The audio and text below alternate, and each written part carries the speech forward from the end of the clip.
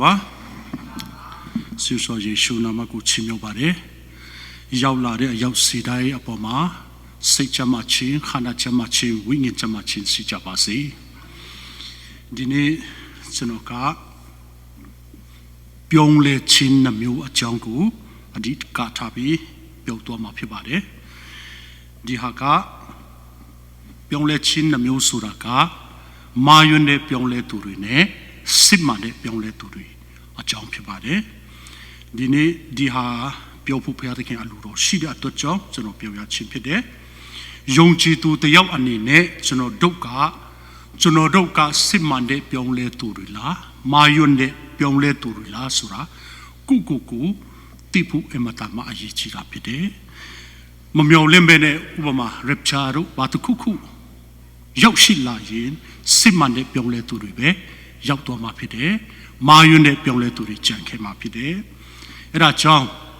Nga Yongchi Tuba Sude Ludai Gong Kembo Yauma Mahobu Surado Erado Ati Achapide Edihaka Chono Pyora Mahobu Jeshu Kido Keten Shin Jeshu Kido Kudai Pyotare Sakapide Jeshu Kidoka Ubama Ne Pong Ubama Ne Shin Shin Len Jensarema Pyotara Pide Nga Ku the Ken look code to die Nasim Yaulabu Subiro Pyore Nabiro who Gondo Sapane To Sapa Edi Pong Ubamaru Suyin Simane Pyongle Turine Mayone Pyongle Turi Pyongle Chin Namu Ajangu Pyotara Pide Le Rema Gondo Sapane To Sapa Napin Salung Yobi Paude Edi Haka Simane Yongchi Tune Mayon de Yongchi Turika Pongstran Chin Tura Pide Dapime Hallelujah O Chin Ture Amen to Chin Ture Pongtran Chin Tupime Truka Matu Nide Achedu Shira Pide Era Cha To Music Chere Pong Ubama Rosuile Eraka Pyongle Chin Namu Chang, Simane Pyongle Tune, Mayune Pyongle Turi, Chang, Jeshu the Kenkura, Dai Pyotwara Pide, Tepoma Sautare Ene, Chopoma Sautare Enu Surale, Eripong Ubamadu Hale, Jeshu Kudo Kudai, Pyotware Pyongle Chin Namu Chang, Mayune Pyongle Tune, Simane Pyongle Turi, Chang Pyotwara Pide, Sapin Nuepen Pong Ubamadu Suile, Erarika. Simane Pyongle Tune, Mayone Pyongle Turi, a Changu Pyodora Pide. Dinitano Diha Pyolaido, Adika, Di General Attendo Tema, Simane Pyongle Turi Pichade, Adika General Pyocindaka, or Lima Chide Luri, Atot Adika Tabitano Pyocinde, Vapilo Lesuen, Kuku Tipu Ematama Ajichi de Ayapide. Mayone Pyongle Chinka. Belu Pilla the Lesuin Adika Chunodo Hanyure Chunore Nalonda Mi Poma Muti Biro Simane Pyongle Chine Mayone Pyongle Chinri Pitwara Pide Musiro Simane Musicuro Music Chere Luca Chetwara Pide Dabime the Chudo Suin Joke Pore Mia Misilua Nere Nia Auhan Choke Pore Niyama, Jatore Musidrika, a midmatwebu, a pen paupime, Niyondan Mahanebu, Nundore, a temashim pide. Now below Supen Pore Niyama, Jatore Musidri Suin. Le Edi Supen Rika, Kong Jito on Malunabu. Junadovi and the Lone Taka, me pide. And a John Joke Pore me. Supen Pore me, Sure. Machon Londe to Noruvi and the Long Tadui. Soon it Londe to Noruvi, assuming the Aya, Dina Long Taduka, Ajichira Pide, no Capadoku to Noru, when Kande Akama, Natida Aman Some, Diha, Natida Manda Pide, Diha Mayon de Owara Pide, Subiro to Noru. Machor and the long time, Eddie Simman de no Capadoku, Nien like their Hama, Eddie no Capadoka, Chunodo, Atema, Aminmatwebe, Eddie Haka, no Capadoka, Chunodo in the long taku, effect Mapilla de Ahama, အဲ့ဒီနှုတ်ကပတ်တော်ကကျွန်တော်တို့ကိုမလွန်မိုးနိုင်ဘူးဖြစ်တယ်ညှိုးသွားတာဖြစ်တယ်ကောင်းတဲ့မိဆိုတဲ့ကျွန်တော်တို့နှလုံးသားကကောင်းတဲ့မိမှာကြတ်သွားတဲ့လူကအစပေါင်းများစွာတူပေါ်ရတော့အခွင့်ကိုရသွားတာဖြစ်တယ်တချို့တော့ယုံကြည်သူတွေဆိုရင်သူတို့ကဖျားเจ้าမှာပုံမှန်လာကြတယ်ဖျားဝတ်ပြုတ်ကူးကွယ်ခြင်းအမှုကိုပြုတ်ခဲ့ကြပြီလေသူတို့ရဲ့အသက်တာထဲမှာကဲတင်ချင်းနဲ့ဒွန်တွေးပြီးပါလာမဲ့အရာတွေသူတို့ကအသက်တာထဲမှာမရှိဘူးမတွေ့ရဘူးဆိုတာကျွန်တော်တို့သိရတယ်အဲ့ဒါကြောင့်တခါတလေကြိုက်ရင်သူတို့ကိုကျွန်တော်တို့ကြည့်ပြီးကဲတင်ချင်းအော်စိတ်ချမှုတကယ်ရှိရလားဆိုပြီးတော့တန်တရားစိတ်တွေဝင်လာစရာဖြစ်လာတာဖြစ်တယ်ကျွန်တော်တို့ယုံကြည်သူစစ်မှန်တဲ့ယုံကြည်သူတွေကကျွန်တော်တို့ကယေရှုခရစ်တော်၌တိုက်မြစ်ချပြီးစိုက်ပျိုးထားတဲ့သူမှန်ရင်ကျွန်တော်တို့အသက်တာမှာတိတာထင်ရှားတဲ့တက်တီဆိုတာရှိတယ်တိတာထင်ရှားတဲ့ပြောင်းလဲခြင်းဆိုတာကျွန်တော်တို့အသက်တာထဲမှာရှိတာဖြစ်တယ်အဲကြောင့်ယေရှုကဂျောင်းအခန်းကြီး15အငယ်9မှာပြောလဲဆိုရင်ငါသည်စပစ်နွေပဲဖြစ်တယ်တဲ့တို့သည်အခက်များဖြစ်ကြ၏အကျဉ်သူတွေငါ၌တည်၍ငါသည်လည်းသူ၌တည်၏ထိုသူတွေများစွာတော့အတီးကိုတည်တတ်၏ကျွန်တော်တို့ကယေရှုခရစ်တော်နဲ့ချိတ်ဆက်ထားတဲ့အပေါ်မှာအတီးများစွာတော့အတီးကိုတည်မဲ့ယုံကြည်သူတွေဖြစ်တယ်ကျွန်တော်တို့အသက်တာထဲမှာအတီးတည်တဲ့အသက်တာရှိဖို့ဖြစ်တယ်ယေရှုခရစ်တော်ကစပစ်နွေပင်ဖြစ်တယ်ကျွန်တော်တို့ကစပစ်နွေပင်နဲ့ချိတ်ဆက်ထားတဲ့အတူကြောင့်ကျွန်တော်တို့အပင်မှာအတီးတည်ဖို့ဘုရားအလိုတော်ရှိတာဖြစ်တယ်ဒီနေရာမှာအတီးဆိုတဲ့နေရာမှာကျွန်တော်တို့ကဘာအတီးလဲဆိုရင်ကျမ်းစာထဲကပြောတဲ့ဒီအတီးတွေကဘာအတီးလဲဆိုရင်နံပါတ်1နောင်တရချင်းနဲ့ထိုက်တန်တဲ့အတီးအပွင့်တွေကျွန်တော်တို့အသက်တာထဲမှာတည်ဖို့ဖြစ်တယ်နံပါတ်2ကောင်းသောအကျင့်အမျိုးမျိုးဆိုတဲ့အတီးအပွင့်တွေကျွန်တော်တို့အသက်တာထဲမှာတည်ဖို့ဖြစ်တယ်နံပါတ်3ကြည်ဥတော်ချီးမွမ်းခြင်းဆိုတဲ့အတီးအပွင့်တွေကျွန်တော်တို့အသက်တာထဲမှာတည်ဖို့ဖြစ်တယ်နံပါတ်4ဝိညာဉ်တော်ရဲ့အတီးအပွင့်တွေကျွန်တော်တို့အသက်တာထဲမှာတည်ဖို့ဖြစ်တယ်နောက်ပြီးတော့ဖြုံးမှတ်ခြင်းရဲ့အတီးအပွင့်တွေကျွန်တော်တို့အသက်တာထဲမှာတည်ဖို့ဖြစ်တယ်ယေရှုခရစ်တော်နဲ့ကျွန်တော်တို့ချိတ်ဆက်ထားတဲ့အပေါ်မှာဒီအတီးတွေကိုကျွန်တော်တို့အသက်တာထဲမှာအတီးတည်ဖို့ဖြစ်တယ်နံပါတ်1အနေနဲ့နောင်တရခြင်းရဲ့အတီးဆိုတာကမာသဲအခန်းကြီး3အငယ်10မှာနောင်တရခြင်းနဲ့ထိုက်တန်သောအကျင့်ကိုကျင့်ကြလို့ပြောသွားတယ်ဆိုတာကျွန်တော်တို့သိရတယ်ဒီနေရာမှာနောင်တရခြင်းရဲ့အတီးဆိုတာကဘာလဲဆိုတဲ့ပူပြီးတော့နားလဲအောင်ဥပမာအနေနဲ့ဇေခဲရဲ့အသက်တာကိုတစ်ချက်လောက်ကြည့်ကြရအောင်ဇေခဲဆိုတာစူးရွံ့တဲ့လူဖြစ်တယ်လောဘကြီးတဲ့လူဖြစ်တယ်အတူးကိုမတော်တဆကောက်ယူတဲ့လူဖြစ်တယ်ဒါပေမဲ့အဲ့ဒီဇေခဲကယေရှုခရစ်တော်နဲ့တွေ့လိုက်တဲ့အခါမှာသူ့အသက်တာကပြောင်းသွားတာဖြစ်တယ်နောက်ပြီးတော့သူ့အသက်တာမှာလည်းသူပစ္စည်းဥစ္စာတဝတ်ကိုမရှိစင်ရတာတွေကိုဝေသွားတယ်နောက်ပြီးတော့နောက်ဆိုရင်ကျွန်တော်မာယွန်ပြီးတော့မတော်တဆအတူးတွေကောက်မိရင်အစလေးစရောမယ်ဆိုပြီးတော့ပြောသွားတယ်ဆိုတာကျွန်တော်တို့သိရတယ်ဒီရေခဲရအသက်တာကိုကြီးလိုက်မယ်ဆိုရင်သူကနောင်တနဲ့ထိုက်တန်တဲ့အကျင့်ကိုသူ့အသက်တာထဲမှာကျင့်သွားတာဖြစ်တယ်ကျမ်းစာထဲမှာငူတယ်လို့မပြောပါဘူးဒါပေမဲ့ငူတာထက်ပူတာဖြစ်တယ်သူ့အသက်တာကသူကနောင်တနဲ့ထိုက်တန်တဲ့အကျင့်ကိုသူနောင်တရကြောင်းသူမာယွန်းတဲ့အကြောင်းကိုလူရှိဖျားရှိမှာတက်တီအသက်တာနဲ့တက်တီပြသွားတာဖြစ်တယ်နောက်ပြီးတော့ကောင်းသောအကျင့်အမျိုးမျိုးဆိုတဲ့အတီးအပွင့်အဲ့ဒါကဂလောသဲအခန်းကြီး1အငယ်10မှာဒီမှာဆိုရင်တင်တို့ဒီကောင်းသောအကျင့်အမျိုးမျိုးတီးဟူတော့အတီးကိုတီးချလို့ပြောထားတယ်ကောင်းသောအကျင့်အမျိုးမျိုးဆိုတဲ့အတီးဆိုတာက the fruit of good work ဖြစ်တယ်ကောင်းတဲ့အကျင့်အမျိုးမျိုးကောင်းသောအကျင့်အမျိုးမျိုးဆိုတဲ့အတီးတနေ့ပြောရမယ်ဆိုရင်ကျွန်တော်တို့ယေရှုခရစ်တော်ကကျွန်တော်တို့ကိုဤလောကရဲ့အလင်းဤလောကရဲ့စားဖြစ်တယ်ဆိုပြီးတော့ပြောသွားတာဖြစ်တယ်မာသဲအခန်းကြီး9:6မှာဆိုရင်ဘာပြောလဲဆိုရင်ကျွန်တော်တို့ကဤလောကရဲ့စားဖြစ်ကြတယ်လို့ပြောထားတယ်နောက်ပြီးတော့14မှာဆိုရင်ကျွန်တော်တို့ကဤလောကရဲ့အလင်းဖြစ်ကြတယ်လို့ပြောတယ်နောက်16မှာဆိုရင်သူတပါတို့သူနေသူတပါတို့ဒီတင်တို့ဤကောင်းသော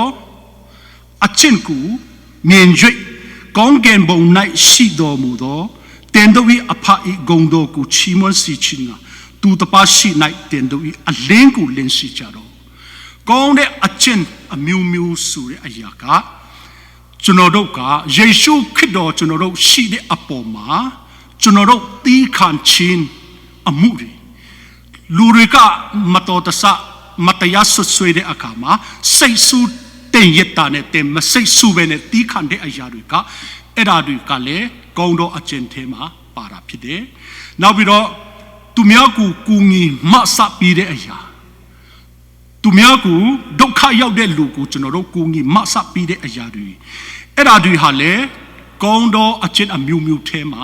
တစ်ခုအဖြစ်ပါဝင်ပါတာဖြစ်တယ်။နောက်ပြီးတော့ကျွန်တော်တို့ကယေရှုဖခင်ကိုကူးကွယ်တဲ့ယုံကြည်တဲ့အတွက်ကြောင့်အယက်တီစာတွေကိုမတော့ပဲတန်တန်ရှင်းရှင်းနေချင်းဟာလေကောင်းသောအကျင့်အမျိုးမျိုးထဲကနေတမျိုးဖြစ်တာဖြစ်တယ်။ဒီလိုကျွန်တော်တို့အသက်တာထဲမှာတီးခံတဲ့အရာတွေဖခင်အတွက်ကောင်းမှုပြုတဲ့အရာတွေအဲ့ဓာတွေကကျွန်တော်တို့ရဲ့အလင်းဖြစ်တယ်။စားကြတော့သူများအတွက်ကျွန်တော်တို့ငန်သွားတာဖြစ်တယ်။စားဆိုတာနေရာတကာမှာငန်တာဖြစ်တယ်။ကျွန်တော်တို့ယေရှုခရစ်တော်ကိုယုံကြည်တဲ့လူတွေပေါ်မှာကူညီမဆပြီးတယ်ဆိုတာအဲ့ဒါကျွန်တော်တို့ရဲ့စားဖြစ်ခြင်းဖြစ်တယ်။တချို့တော့ကသူ့လူမျိုးတွေတပည့်ငန်တယ်အခြားသူတွေတမငန်တဲ့လူတွေရှိတယ်။စားဆိုတာကငန်တာဖြစ်တယ်။စားတဲ့လူတိုင်းရန်သူစားရလဲငန်တယ်။မိတ်ဆွေစားရလဲငန်တယ်။ကျွန်တော်တို့ကဤလောကရဲ့အလင်းဤလောကရဲ့စားဆိုတာကကျွန်တော်တို့ကကောင်းမှုပြုတဲ့အရာတွေအကျင့်တီလာကောင်းတဲ့အရာတွေကောင်းမွန်စွာနေထိုင်ခြင်းတွေကောင်းမွန်စွာပြုမှုခြင်းတွေကကောင်းတဲ့အကျင့်အမျိုးမျိုးထဲမှာပါဝင်တာဖြစ်တယ်။ဟိုအရင်တော့ကကျွန်တော်တို့သိမှာဖြစ်တယ်။ Charlie Click ရဲ့မိန်းမက Charlie Click ကတနတ်နဲ့ပစ်တက်လိုက်တဲ့အခါမှာသူ့မိန်းမကသူအတူပါပွဲလာအဲ့ဒီမှာပွဲတစ်ခုလုပ်တဲ့နေရာမှာသူပြောသွားတဲ့အရာကဘာလဲဆိုရင်ယေရှုခရစ်တော်ကကားတိုင်းမှာသူအသက်ဆုံးတဲ့အချိန်မှာသူတို့ကဘာလုပ်လဲမသိဘူးဆိုတဲ့သူတို့ကဘာလုပ်လဲဆိုတာမသိတဲ့အတွက်ကြောင့်သူတို့အပြစ်ကိုခွလွတ်ပါလို့ယေရှုကျွန်တော်ရဲ့ကယ်တင်ရှင်ယေရှုကိုယ်တိုင်ပြောသွားတာဖြစ်တယ်တဲ့အဲ့ဒါကြောင့်ကျွန်မယောက်ျားကိုတတ်သွားတဲ့လူကိုကျွန်မခွလွတ်တယ်ဆိုပြီးတော့ပြောလိုက်တဲ့အချိန်မှာလူမြောက်များစွာရှက်ဖြစ်သွားတာလူမြောက်များစွာကိုထိသွားတာလူမြောက်များစွာကဖယားကောင်းမြတ်ကြောင်းကိုတပေါ်ပေါက်သွားတယ်ဖယားကိုယုံကြည်သွားတယ်ဖယားဘက်မှာလူအများကြီးပြင်လာတာဖြစ်တယ်အဲ့ဒီဟာကကောင်းတဲ့အချင်းအမျိုးမျိုးထဲကတစ်ခုဖြစ်တယ်ကျွန်တော်တို့ကဤလောကရဲ့အလေဤလောကရဲ့စားဆိုတာကျွန်တော်တို့လုံနေတဲ့အရာပြုတ်နေတဲ့အရာပေါ်မှာလူတွေကဖယားကိုမြင်ဖို့ဖြစ်တယ်ကျွန်တော်တို့ကိုကြည့်ပြီးဖယားကိုတွေ့ဖို့ဖယားကိုမြင်ဖို့ကအဲ့ဒါတွေကကောင်းသောအကျင့်အမျိုးမျိုးဖြစ်တယ်ယုံကြည်သူတယောက်အနေနဲ့အဲ့ဒီအသီးကိုယေရှုခရစ်တော်နဲ့ချိတ်ဆက်တဲ့အပေါ်မှာကျွန်တော်တို့အသက်တာထဲမှာဒီအသီးတွေကိုတည်ဖို့ဖြစ်တယ်နောက်ပြီးတော့ချီးယူတော်ချီးမွမ်းခြင်းဆိုတဲ့အသီးအပွင့်တွေအဲ့ဒါကဟေဘရုအခန်းကြီး73အငယ်15မှာသူကြောင့်ငါတို့ဒီဖျားသခင်ရဲ့ကြည်ယူတော်ကိုဝန်ခံလက်နှုတ်ခိုင်းအတီးဟုသောချီးမွမ်းခြင်းရစ်ကိုတခင်ယေရှုခရစ်အဖင်ဖျားသခင်ရှိတော်၌အရှင်ပူရောကြကုန်အားဒီနေရာမှာယုံကြည်သူတွေကကြည်ယူတော်ကိုဝန်ခံပြီးကျွန်တော်တို့ရဲ့နှုတ်ခမ်းကနေယေရှုခရစ်တော်အဖင်ဖျားသခင်ရှိမှာကြည်ယူတော် အမေရန်ချီမွန်မေလူတွေဖြစ်ကြတယ်တနည်းအားဖြင့်ဆိုရင်လက်ဝါးကားတဲ့တရားအတွက်ကြီးဦးတင်တဲ့စိတ်နဲ့ပြီးရှင်တဲ့အတ္တတာပြီးရှင်ပြီးတော့နိဒိုင်ကြီးဦးတော့ကိုချီမွန်တဲ့အတ္တတာဒီအသီးကိုကျွန်တော်တို့အတ္တတာထဲမှာတည်ဖို့ဖြစ်တယ်နောက်ပြီးဝိညာဉ်တော်ဤအသီးအပွင့်ဆိုတဲ့နေရာမှာအဲ့ဒါကဂရတိအခန်းကြီး9အငယ်20 23မှာတွေ့ရတယ်ဝိညာဉ်ပဂတိဤအကျိုးမူကားချစ်ချင်းဝမ်းမြောက်ခြင်းငြိမ်သက်ခြင်းစိတ်စီခြင်းကြည်ယူပြုခြင်းကောင်းမြတ်ခြင်းတစ္ဆာဆောင်ခြင်းနှုတ်ညံ့သိမ်မွေ့ခြင်းကမကုံချုပ်တည်ခြင်းဒီအသီးတွေကဝိညာဉ်တော်ရဲ့အသီးအပွင့်တွေ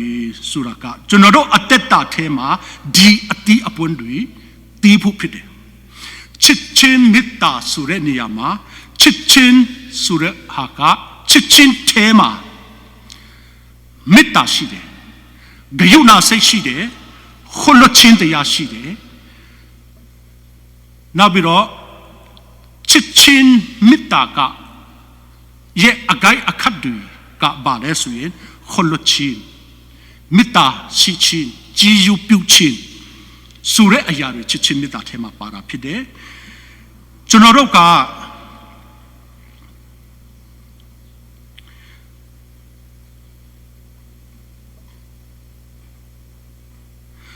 တန်ရှင်တော်ဝိညာဉ်တော်ကျွန်တော်တို့ကယ်တင်ရှင်ယေရှုခရစ်တော်ကိုကယ်တင်ရှင်အဖြစ်ယုံကြည်လက်ခံတဲ့အခါမှာတန်ရှင်တော်ဝိညာဉ်တော်ကိုကျွန်တော်တို့တစိတ်ခတ်တာဖြစ်တယ်ကျွန်တော်တို့အထဲမှာတန်ရှင်တော်ဝိညာဉ်တော်ရှိသွားတာဖြစ်တယ်ဒီနေရာမှာကျွန်တော်တို့သိထားဖို့ကဒီတန်ရှင်တော်ဝိညာဉ်တော်ကအယုတ်တစ်ခုလူခင်ဗျာအထဲမှာငုတ်တုတ်ထိုင်ပြီးဘာမှမလုပ်ဘဲနဲ့ရှိနေတာမဟုတ်ဘူးပုံတစ်ခုလူပချီကားပုံတစ်ခုလူနာယံထဲမှာကျွန်တော်ကတ်ထားတယ်လို့ကျွန်တော်တို့အထက်မှာတန်ရှင်တော်ဝိညာဉ်ကဒီလိုကတ်ထားပြီးတော့ဘာမှဒီလိုရှိယုံလေးပဲလာနေတာမဟုတ်ဘူးနော်တန်ရှင်တော်ဝိညာဉ်တော်ကတန်ရှင်တော်ဝိညာဉ်တော်ကတဲ့အထဲမှာရောက်လာတဲ့အခါမှာတန်ရှင်တော်ဝိညာဉ်တော်ကတင်ဝိညာဉ်ကိုစကားပြောတာဖြစ်တယ်တင်ဝိညာဉ်ကိုအထဲကနေစကားပြောတာဖြစ်တယ်ကျွန်တော်တို့အသက်တာထဲမှာတေဟာဖယားတားဆိုတာသူကတင်ဝိညာဉ်ကိုပြောသွားတာဖြစ်တယ်အထဲကနေသူကသိစီတာဖြစ်တယ်ကျွန်တော်တို့အသက်တာမှာလေဘာတစ်ခုခုလုံမိမယ်ဆိုရင်ဥပမာရန်ဖြစ်တော့မယ်သူများနဲ့ဆဲတော့မယ်ဆိုရင်အဲ့ဒီတန်ရှင်တော်ဝိညာဉ်တော်ကတဲ့အထဲကနေတင်ဒီလိုမလုပ်တင်တော့ဘူး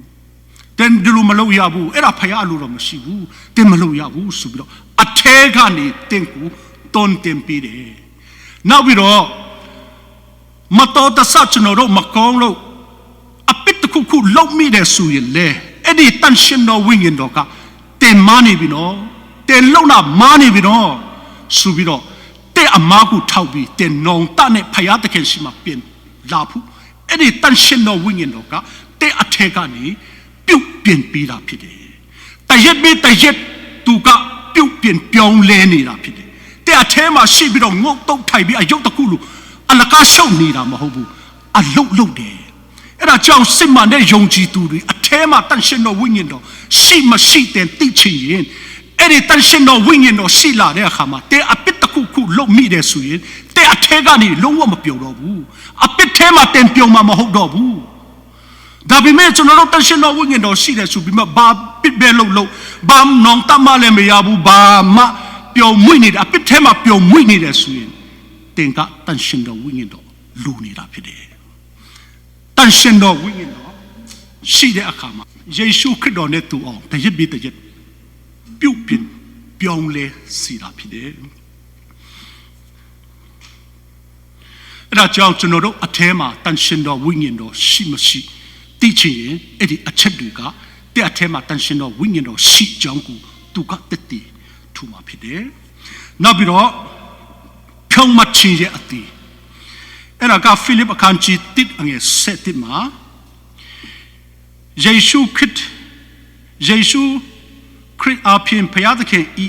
ဘုံအတ္တတော်ကိုထင်ရှားစေတတ်သောဖြောင်းမချင်း အကျင့်နဲ့တင်တို့သည်ပြီးဆုံး၍ခရစ်တော်ဤနေ့ရက်တိုင်အောင်စိတ်ကြည်ဖြူလက်တင်လက်ချင်းအမှုနဲ့ကဲလက်ပြီးမေအကြောင်းကို၎င်းငါဆုတောင်းပထမပြု၏ဒီမှာဖြုံးမှတ်ခြင်းရဲ့အကျင့်ဖြုံးမှတ်ခြင်းရဲ့အသေးဆိုတာကကျွန်တော်တို့ကယေရှုခရစ်တော်ကြောင့်ဖြုံးမှတ်တဲ့သူတွေဖြစ်တယ်အဲ့ဒါကြောင့်ကျွန်တော်တို့အသက်တာမှာ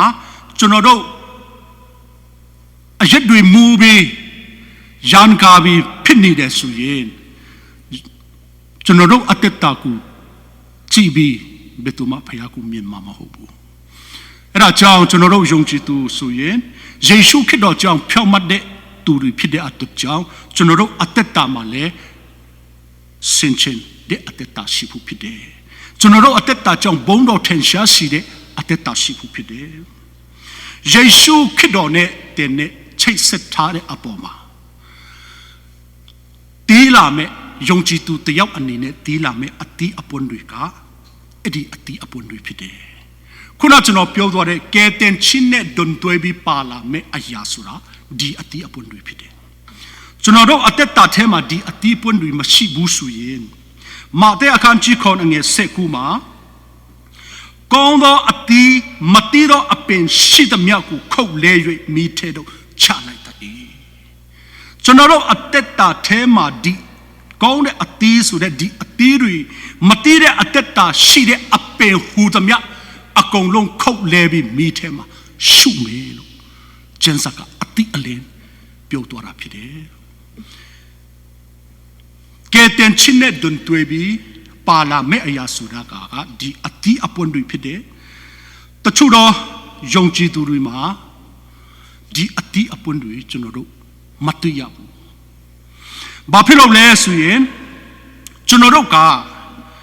ကြည်ယူတရားကိုအမိပြုတ်ပြီးအားကိုးပြီးအဲ့ဒီတစ္ဆာတရားနဲ့ပင်ငတ်တရားတွေကိုကျွန်တော်တို့လစ်လျူရှုတဲ့အခါမှာပင်ငတ်တရားအဖြစ်ကျွန်တော်တို့ဟာအပစ်ရှိကြောင်းကိုကျွန်တော်တို့မသိတော့ဘူးအဲ့ဒီချိန်မှာကျွန်တော်တို့အသက်တာမှာလဲနောင်တရတယ်ဆိုတာလဲမရှိတော့ဘူးအဲ့ဒါကြောင့်ယေရှုခရစ်တော်ကိုကျွန်တော်တို့ကယ်တင်ရှင်ဆိုတဲ့အရာတည်တဲ့တဘောရှိုံလောက်လေးပဲရှိတဲ့အတူကြောင့်ကျွန်တော်တို့အသက်တာထဲမှာထူးခြားပြောင်းလဲမှုမရှိဘူးနောင်တလည်းမရှိဘူးအတီးအပွန်းတွေလည်းမရှိတော့ဘူးဖြစ်တယ်အဲ့ဒါကြောင့်အပိတာကူကဲတင်ချင်းတို့ရဖို့ကြိုးစားနေတဲ့သူတွေအမှုတော်ဆောင်ဆရာ evangelist တွေအမှုတော်ဆောင်ဆရာတွေပါစာတွေကျွန်တော်တို့ကလူတယောက်ကဆုံးဖြတ်ချက်ချလိုက်ဖို့တတ်ဘဲမဟုတ်ဘူးကျွန်တော်တို့မှာကျွန်တော်တို့အတင်းတော်မှာအတင်းသူအတင်းသားတွေတူပွားဖို့ပွားများဖို့တတ်ဘဲမဟုတ်ဘူးကျွန်တော်တို့ဘုရားသခင်ရဲ့ကြည်ယူတော်ကြောင့်အတေးတေးတော်ယုံကြည်သူခရိယာယုံကြည်သူတွေမွေးထုတ်နိုင်ဖို့ဖြစ်တယ်အတင်းတော်ထဲမှာဒီလိုလွယ်နဲ့ကျွန်တော်တို့တခါတလေချင်းဝန်ခံတတ်ကြတယ်ကျွန်တော်တို့အသက်တာထဲမှာစစ်မှန်တဲ့ယုံကြည်သူတွေကအတီးအပွန်းတွေတီးတာဖြစ်တယ်မာယွန်းတဲ့ယုံကြည်တွေကပဲသူတို့အသက်တာထဲမှာဒီအတီးအပွန်းတွေကျွန်တော်တို့မသိရဘူးအတင်းတော်မှာများတော့အဖြစ်ကျွန်တော်သိတယ်လို့ကျွန်တော်လိလာနိုင်တယ်လို့ဆိုရင်မာယွန်းတဲ့ပြောင်းလဲသူတွေကပဲအတင်းတော်ကိုဖြစ်စီတာဖြစ်တယ်အတင်းတော်ထဲမှာဒီမာယွန်းတဲ့လွဲမားတဲ့ပြောင်းလဲသူတွေမာယွန်းတဲ့ယုံကြည်သူတွေကပဲပြဿနာဖြစ်အောင်လုပ်သွားတာဖြစ်တယ်အတင်းတော်ထဲမှာစူပူမှုဖြစ်အောင်တယောက်နဲ့တယောက်နားလည်မှုလွဲသွားအောင်ပရိပက္ခဖြစ်အောင်ရံမျိုးတွေထားအောင်တယောက်နဲ့တယောက်ကွဲပြားသွားအောင်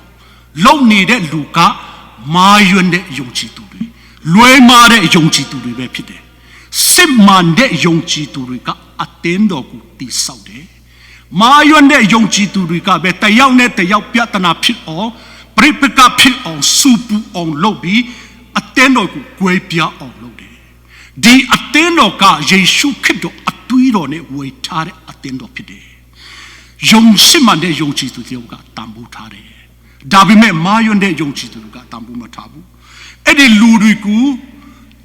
ကျမ်းစာဓမ္မဟောင်းမှာဖခင်ကဒီလူတွေကိုဘာလို့ခိုင်းလဲဆို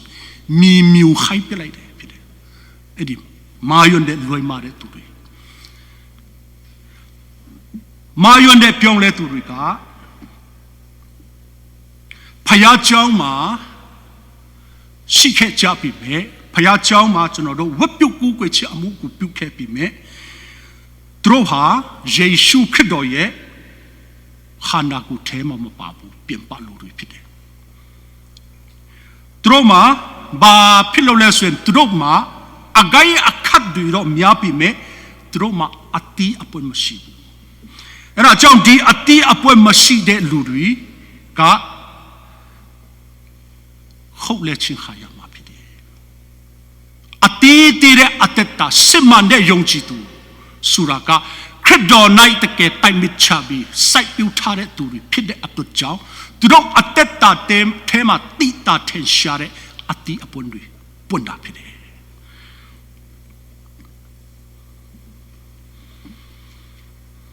သူတို့က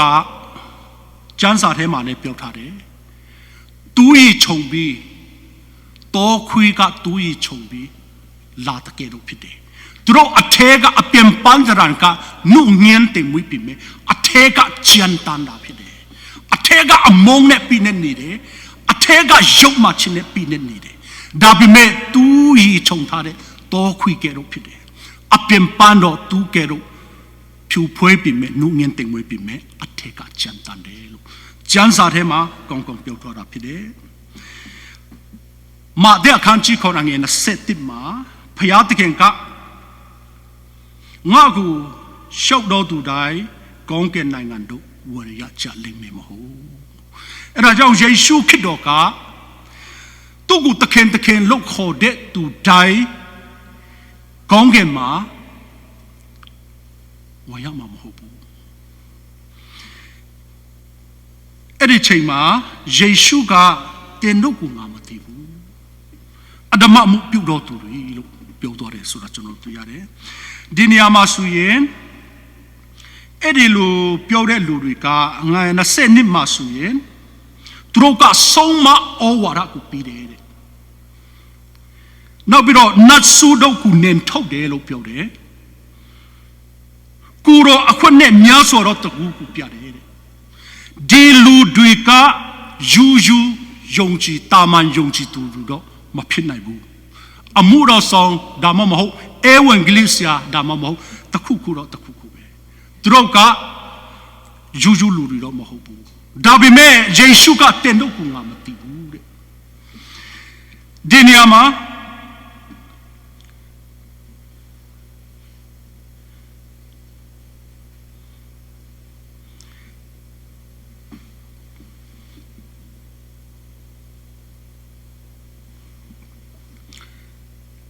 သူတို့ကအဖခမဲတော်ဤအလူတော်ကိုဆောင်တော်သူတာလင်ကောင်းကင်ဘုံတို့ဝင်ရမယ်လို့ပြောတော်တာဖြစ်တယ်ဒီနေရာမှာအဖခမဲတော်ဤအလူတော်ကိုဆောင်တော်သူဆိုတာကဂျွန်အခန်းကြီး6အငယ်29မှာတွေ့ရတယ်28မှာဆိုရင်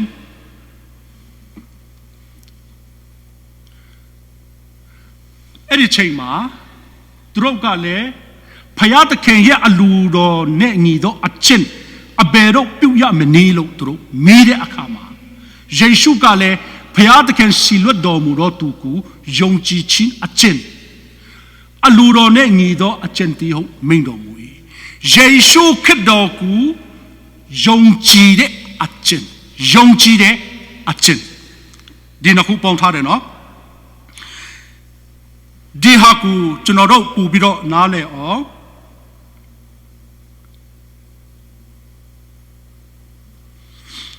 ပုံဥပမာတစ်ခုပြောချင်တယ်ဟိုအရင်တုန်းက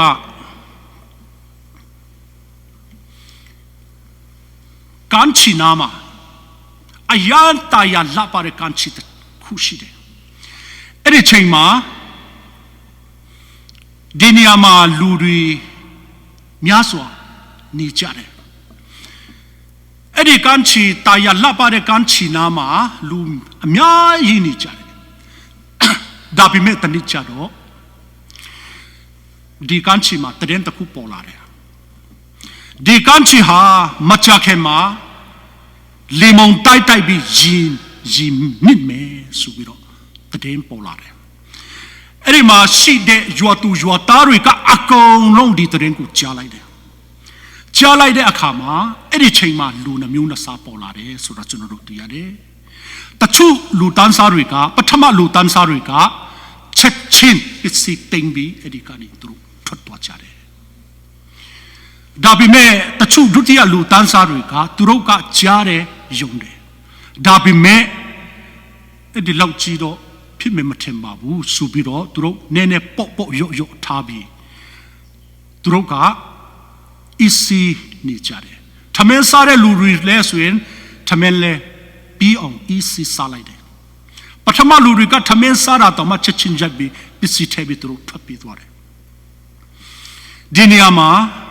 မကြခင်မှာတကယ်ရောလီပြင်းမုန်တိုက်ပြီးအဲ့ဒီရွာကိုရင်းနစ်လိုက်တယ်အဲ့ဒီချိန်မှာပထမလူတန်းစားတွေကလွတ်သွားတယ်ဒုတိယလူတန်းစားတွေကအဲ့ဒီရီထဲမှာပါသွားတာဖြစ်တယ်ဒီပုံဥပမာကိုကြည့်တဲ့အခါဒုတိယလူတန်းစားတွေကမယုံဘူးလားယုံတာပဲကြားတာပဲနှလုံးသားနဲ့ယုံကြတာပဲဒါပေမဲ့သူတို့ခြီလန်းကိုဒီသူတို့အင်ကနေခြီတလမ်းမရှိခဲ့ဘူးသူတို့အင်တွေယာတွေပစ္စည်းဥစ္စာတွေနှမျောတဲ့အတော့ကြောင့်သူတို့ကပေါ့ရော့နေကြတယ်ပထမလူတန်းစားတွေကချက်ချင်းထွက်သွားတာဖြစ်တယ်